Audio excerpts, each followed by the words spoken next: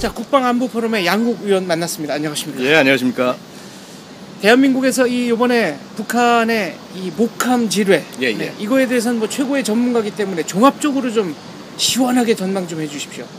예, 뭐 일단은 여태까지 사정은 아시다시피 북한군이 설치했다는 것이 100%죠. 100%고 그 다음에 지금 이제 이것이 설치한 지역이 과연 거기 한 군데일까 이 부분에 걱정이 있기 때문에 지금 우리 군이 지금 그 혹시라도 있을 추가 피해를 방지하기 위한 노력들을 하고 있습니다. 네. 그 다음에 이제 결국은 이 지금 이렇게 말도 안 되는 사건으로 인해서 우리의 병사들이 사지를 잃고 이런 답답한 상황을 어떻게 극복을 할 것이냐, 이제 그런 부분에 걱정일 수밖에 없고, 결국 지금 뭐 대북 방송을 재개한다든가 혹은 좀 더 적극적인 그 활동, 이렇게 그 DMZ 지역 내에서 주도권을 가져오는 활동을 한다는 것 자체도 결국은 그러한 보복 응징 작전의 일환으로 볼 수 있겠습니다. 대북 방송 북한이 굉장히 아픈가 봅니다. 왜 아파하는 거죠? 그래서 사실 그렇습니다. 이게 우리가 보복 응징이라고 얘기를 할 때 상대방이 아픈 데를 때려야지 그게 보복이죠. 보복이 될 수 있습니다. 만약에 지금 우리 병사가 당했듯이 똑같이 북한군의 하전사에게 공격을 한다고 하더라도 그걸 가지고 과연 이 전체주의 국가인 북한에서 지휘관이 아파하겠느냐, 그렇죠. 북한군이 아파하겠느냐, 우리랑은 체계가 다르니까요. 김정은이 아파하겠느냐, 전혀 그렇지가 않습니다. 그렇다면 지금 현재 북한군이 가장 힘들어하고 가장 어려워하는 것은 어떤 것이냐, 대북 방송이 재개돼서 대북 심리전이 시작이 되고 김정은에 대한 소위 자신들이 얘기하는 최고 존엄을 짓밟는 그런 일이 일어났을 때 북한으로서는 도저히 참을 수 없게 되는 것이죠.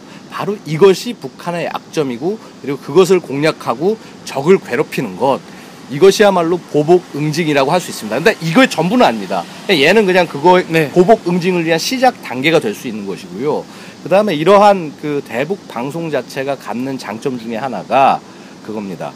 이렇게 우리가 대북 방송을 한다라고 했을 때 북한이 계속 그동안 얘기했던 게, 니들 방송하기만 해봐라, 우리가 조준 사격하겠다, 원점 타격하겠다, 이렇게 얘기를 했습니다. 자, 이렇게 스피커에서 하는 것을 조준 타격하거나 원점 타격을 하기 위해서는 북한은 결국은 중화기 이상의 것을 사용할 수밖에 없습니다. 소화기로는 그렇죠. 이제 공격이 안 되니까 공격 거리가 뭐 최대 4km 정도 떨어지는데 어떻게 할 수가 없습니다.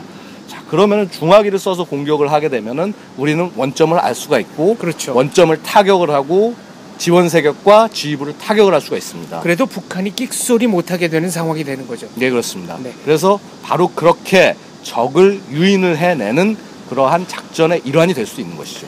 북한이 아프긴 아픈가 봅니다. 대북 심리전, 그러니까 휴전선에서의 방송을 시작하자마자 하루도 안 돼서 국방부 앞에 대모대가 진을 쳤습니다. 네, 그렇습니다. 이제 우리가 예상한 바긴 했지만은 그 평통사 같은 그런 인원들이 지금 결국은 이제 국방부 앞에 몰려가서 대북 방송을 하지 말아라라고 이제 시위를 하고 있습니다.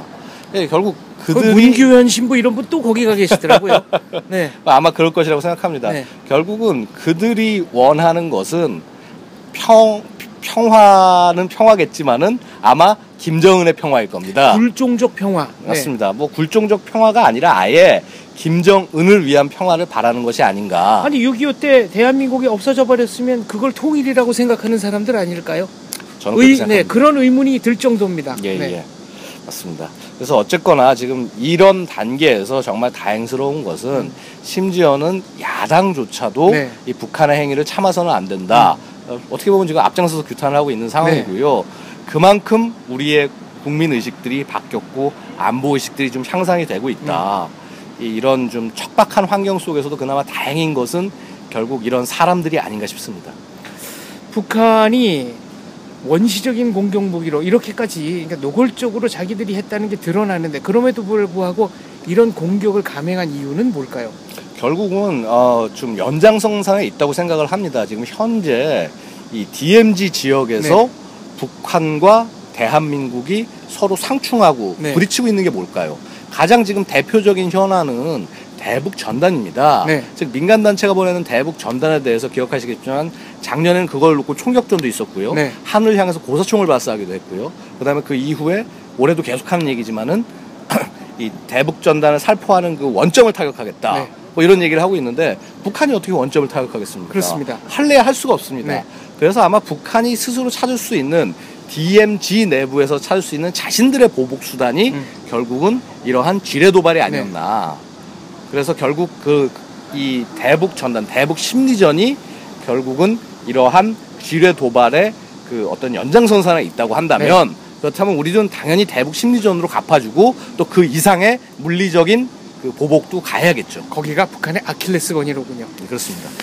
천안함 그리고 연평도 포격, 우리의 국토가 포격을 당했는데도 국방부는 별다른 조치를 취하지 못했고요. 이번에도 뭐 철저히 응징하겠다, 참혹하게 보복하겠다라는 얘기는 하고 있습니다만 가시적인 보복은 심리전 방송 말고는 잘 눈에 띄지 않습니다.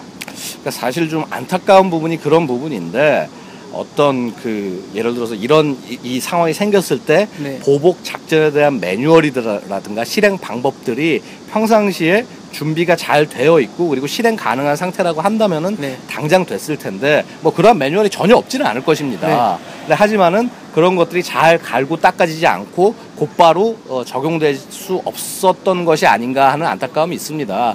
결국은 이제 가장 걱정스러운 것이 혹여라도 우리 군의 지휘부가 관료화되지 않았을까 하는 그런 부분에 대한 걱정인데요. 그러니까 군인이 전투를 위해서 존재하는 게 아니라 생계수단으로 말하자면 군복무를 한다. 좀 적나라 했나요? 표현이? 뭐 아마 그런 분들은 별로 없을 거라고 생각을 하지만은 그러니까 마치 우리가 그 공무기관에 가면은 어떤 그 법과 규정의 한계 안에서 목표를 이루지 못하고 그냥 그 안에서만 안주하듯이 지금 혹시 우리 군도 그런 식으로 가고 있지 않을까 그런 부분을 좀 없애고 군으로서의 본연의 모습을 좀 되찾아주게 하기 위한 그런 노력들을 그건 사실은 뭐 군한테만 하라고 해서 되는 것이 아닙니다. 그렇습니다. 일단 정치권 자체가 바뀌어야 되고요. 자꾸 뭐 이런 사건 생길 때마다 니들 뭐 했니 하면서 근데 막상 그런 정치권은 뭐 했습니까? 그렇습니다. 그래서 정치권은 군이 그럼 그런 조치를 취할 수 있을 만큼 여건을 밀어줬습니까? 여건 마련해 줬습니까? 그러니까 지금이나 돼서 이렇게 국민 감정이 안 좋으니까 그런 척하고 있는 좀 그런 것이 아닌가. 그러니까 이게 그런 척인 것이 아니라 앞으로도 이렇게 꾸준하게 이렇게 지원할 건 지원을 해주고 지원을 해준 다음에 못한 것을 꾸짖어야지 그게 맞는 것이다. 안보에는 여야도 없고 좌우도 없어야 하는데 저는 만약에 통진당이 해산되지 않고 국회에 남아 있었더라면 국회가 이런 식으로 발빠르게 대응할 수 있었을까 하는 생각도 한번 해봤습니다. 뭐 분명히 어떤 식으로든 딴지를 걸고 아마 그 악을 쓰지 않았을까 하는 생각입니다. 그렇죠. 그리고 온갖 무슨 기밀 정보 이런 거 다 내놓으라고 뭐 때를 쓰기도 했겠고요. 그래서 그 정보가 또 어디로 흘러갈지도 모르는 일이고. 그렇습니다. 자, 병사 두 사람, 그러니까 하사, 중사, 그러니까 이제 사관급 병사 둘인데요. 하반신이 거의 다 이제 날아갔다고 들었습니다. 그런데 본인들은 군에 남아 있겠다고 했습니다만 만약에 전역을 하는 경우에 1인당 월 200에서 300만 원밖에 못 받는다. 그리고 기타 온갖 보상금 총액을 합쳐봐도 1인당 2억 원이 안 되는 것 같습니다. 이거는 좀 문제 아닌가요? 이 징병제이기 때문에 군인들의 노고에 대해서 우리가 상대적으로 너무 값을 낮게 매기고 있는 게 아닌가 하는 이런 좀 안타까운 생각이 들었습니다. 근데 이게 한 가지 우리가 생각해 볼 것이 심지어는요. 우리 제2 연평해전이 났을 때는 전사자에 대한 보상 규정조차 없었습니다. 아니 그러면 그게 이른바 이 순직 처리냐 전사 논쟁 그 얘기를 그러니까 이미 근데 그 논쟁 이전에 전사자로 인정을 했습니다. 그때 우리 군이 인정을 안 한 게 아닙니다.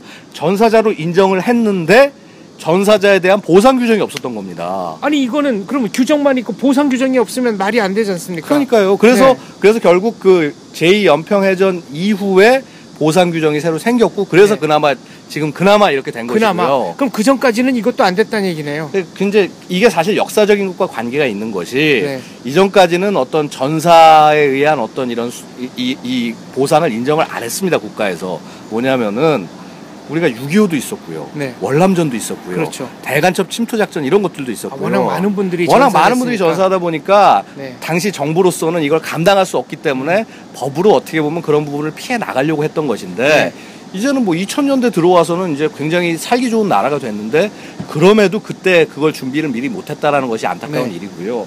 지금도 마찬가지로 그렇습니다. 그러니까 만약에 지금 이제 제가 한 가지 또 말씀드릴 것이 2000년 이전까지만 하더라도 만약에 지금 이런 분들이 뭐 예를 들어 사지가 절단된 분이 군에서 복무를 할 수 없었습니다.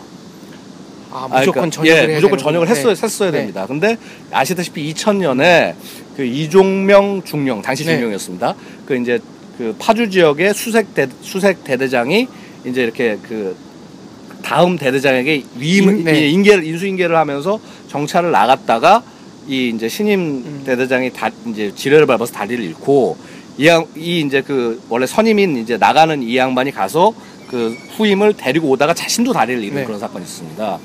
근데 그때 이분이 만약 그 사건이 일어나고 난 다음에 군 인사법이 바뀌어서 이렇게 공무수행 중에 이런 부상을 입고 신체 장애가 있는 분도 군에서 복무할 수 있게 그렇게 길이 열리는 겁니다. 결국은 이렇게 우리가 차분차분 일을 해결해 나가야 되는 것이 아닌가 싶습니다. 이종명 중령이 이번에 제일 먼저 병문안 갔죠. 아주 감동적이었습니다. 그 상황도. 이제는 대령이시죠. 이종명 대령 같은 경우는 사실 그렇습니다.